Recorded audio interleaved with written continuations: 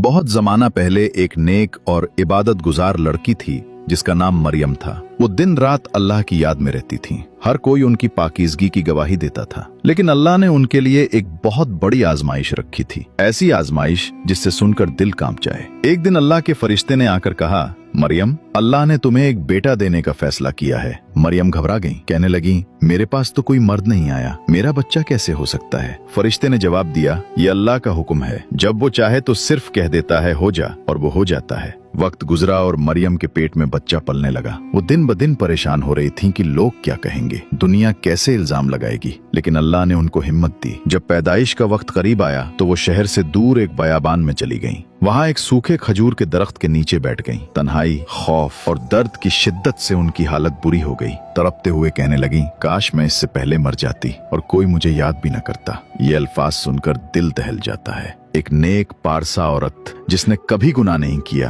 वो दुनिया के तानों से इतनी डर गई कि मौत की तमन्ना करने लगी। उसी लम्हे अल्लाह की रहमत नाजिल हुई। नीचे से एक आवाज आई, मरियम, गम न करो, तुम्हारे करीब एक चश्मा जारी कर दिया गया है। खजूर के दरख्त को हिलाओ, ताजा खजूरें तुम पर गिरेंगी। उन्होंने चश्मे का पानी पिया और खजूरें खाकर थोड़ी ताकत मिली। फिर बच्चा पैदा हुआ, हजरत ईसा। कुछ दिन बाद जब वो बच्चे को गोद में लेकर अपनी कौम के पास वापस आईं, तो लोगों ने शोर मचाया, मरियम, ये क्या है? तुम्हारे वालिद नेक आदमी थे, तुम्हारी माँ पाकीज़ा थी, ये बच्चा कहाँ से आया? ये अल्फाज तीर की तरह उनके दिल पर लग रहे थे, मगर अल्लाह ने पहले ही फरमा दिया था, तुम उनसे कुछ न कहना, सिर्फ इशारा करना। मरियम ने बच्चे की तरफ इशारा किया। लोग हंसने लगे, ये बच्चा कैसे बोल सकता है? और फिर अल्लाह के हुक्म से नन्हा ईसा झूले में बोल उठा, मैं अल्लाह का बंदा हूँ, उसने मुझे किताब दी है और नबी बनाया है। ये सुनकर सब लोग कांप गए। जिनको मरियम पर शक था वो हैरान रह गए कि एक नौमौलूद बच्चा कैसे अल्लाह की तौहीद और अपनी नबूवत का ऐलान कर सकता है। ये वाकया हमें बताता है कि अल्लाह जिसे चाहे इज्जत देता है।